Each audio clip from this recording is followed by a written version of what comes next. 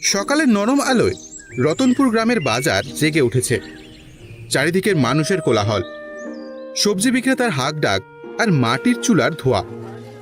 গোপাল তার ছোট্ট পরিষ্কার ঠেলাগাড়িটির পাশে দাঁড়িয়ে গরম গরম আলুর পরোটা ভাজছে।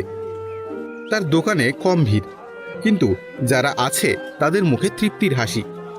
পাশেই ভোলার বিশাল দোকান, সে চিৎকার করে তার খদ্দেরকে ডাকছে, চলে আসুন চলে আসুন, ভোলার গরম গরম পরোটা একবার খেলে আর ভুলতে পারবেন না। তাড়াতাড়ি চলে আসুন।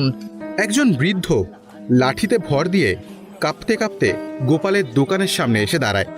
তার চোখে খিদে। বাবা, বড্ড খিদে পেয়েছে বাবা। 2 দিন হয়ে গেল আমি কিচ্ছুটি খাইনি। আমাকে তুমি একটা পরোটা দেবে বাবা? আমার কাছে কিন্তু কোনো পয়সা নেই বাবা। গোপাল এক মুহূর্তের জন্য তার টাকার বাক্সটার দিকে তাকায়, যেখানে মাত্র কয়েকটা কয়েন পড়ে আছে। তারপর হেসে বৃদ্ধর দিকে তাকায়। পয়সা লাগবে না বাবা, আপনি বসুন, আমি আপনাকে গরম পরোটা ভেজে দিচ্ছি। গোপাল যত্ন করে একটা পরোটা ভেজে আচার দিয়ে সেই বৃদ্ধর হাতে তুলে দেয়। বৃদ্ধ তাকে আশীর্বাদ করতে করতে খেতে শুরু করে। এই দৃশ্য দেখে পাশ থেকে ভোলা ব্যঙ্গ করে ওঠে। আবার শুরু করলি তুই তোর ভিক্ষা দেওয়ার পালা? বলি, ব্যবসা করতে এসেছিস নাকি ধর্মশালা খুলেছিস? এভাবে চলতে থাকলে তো তুই তোর বউ আর ছেলেকে নিয়ে পথে বসবি।